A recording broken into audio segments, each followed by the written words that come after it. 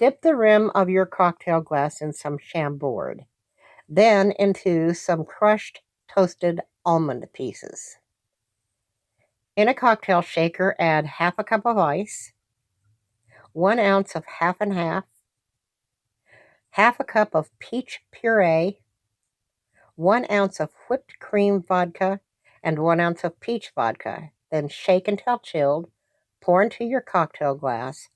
Then garnish with whipped cream, fresh raspberries, and a fresh peach slice. Now drizzle the entire cocktail with some more of the Chambord, and you are ready to enjoy the classic peach Melba Martini, created and brought to you by martinidiva.com. Cheers, my dears.